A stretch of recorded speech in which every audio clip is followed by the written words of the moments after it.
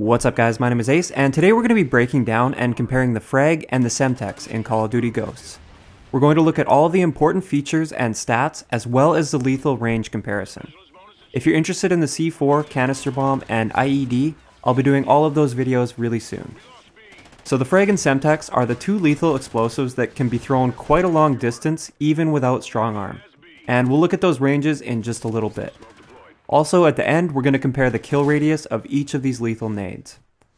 So to start it off, let's look at the individual characteristics of these lethals. The Frag grenade will explode in 4.5 seconds from the time the animation starts, regardless of whether or not you cook it.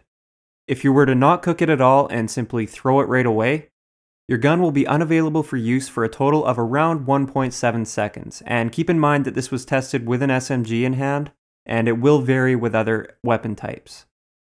The last characteristic of the Frag, alongside its ability to be cooked, is its ability to bounce and roll off of surfaces, which could be useful in certain situations. As for the Semtex, it can't be cooked, so as long as you hold it in your hand, it will not go off, and it will also not affect the time it takes to explode after being thrown. If thrown immediately, the Semtex will explode 3 seconds after the throwing animation begins, and your gun will be down for once again 1.7 seconds, just like the Frag. And this is also tested with an SMG in hand. The one unique characteristic of the Semtex is its ability to stick to surfaces. So you can potentially have a lot more accuracy with this than the Frag because it's not going to roll away on you. And you also have that potential to stick it to enemies for a guaranteed kill. So now that we've compared these stats and characteristics, let's look at the throwing distances for these two pieces of equipment.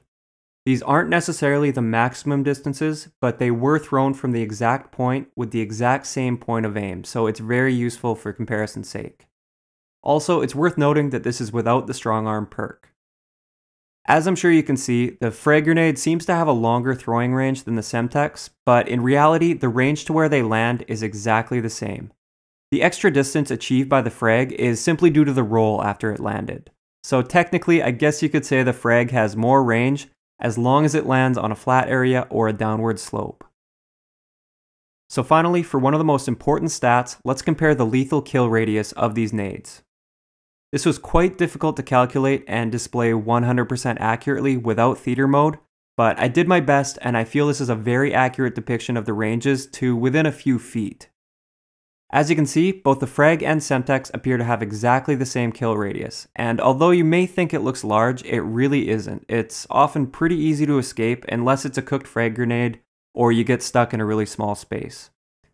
When we compare this to the C4 and canister bomb in a video that should be up within a couple days, I think you'll be pretty surprised at the radius. So that's all I have for this breakdown of the Frag and the Semtex. If you enjoyed, I'd really appreciate a thumbs up. I'll talk to you guys next time.